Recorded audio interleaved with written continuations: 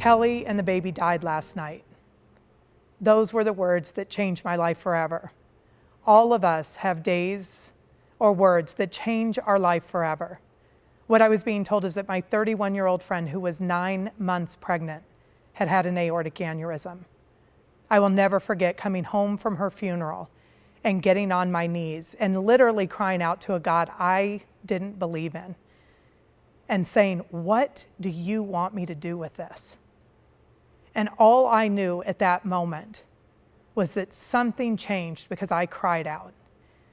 And I remember thinking, if you're real, if you're the God I believed in as a kid, you need to prove it. Now, nothing magical happened in that moment except a few things started in my heart. I began to see things differently. I actually remembered a scripture from when I was little that said, "Seek and you will find." And I remember challenging God, okay, I'm going to seek, I'm going to look.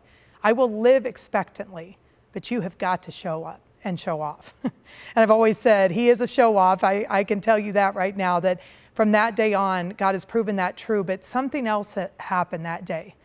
And that was that gratitude was born in my heart. I realized how short life was, how precious time is. You always hear that term, time management.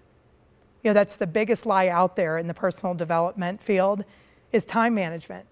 Tick tock, tick tock, tick tock. We cannot manage time. It's actually choice management. We can choose the way that we spend or invest that time. And from the moment that Kelly died, I decided to invest in my life. I decided that I was going to take every moment and make it count and make it precious. See, there were moments that I didn't spend with Kelly because I didn't want to be in a bathing suit on the beach, or I was too tired, I would talk to her tomorrow, and then I didn't have any more time. See, every day we want to think about the things that we're grateful for, the moments that actually matter.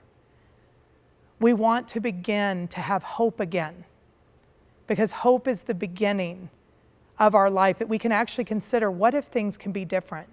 See, that day that Kelly died, I started to think something audacious. What if this pain could be turned to purpose? All of you have been through pain, and we all need to grieve that pain. But then there is a time to choose to turn that pain into purpose. But in order to do that, we have to be grateful for everything that we've been through to that moment.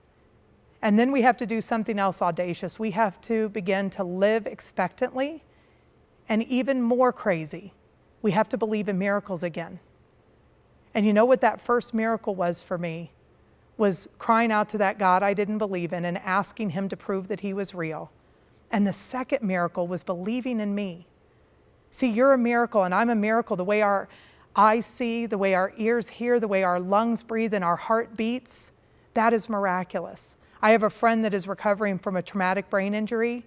And when you watch someone have to say, foot, move, hand, reach, and it doesn't happen, you will realize what a miracle the way your brain is. The fact that you got up this morning and you got out of bed, you got into a car, you got out of a car, you walked in or out of your house or into your office, you are a walking miracle.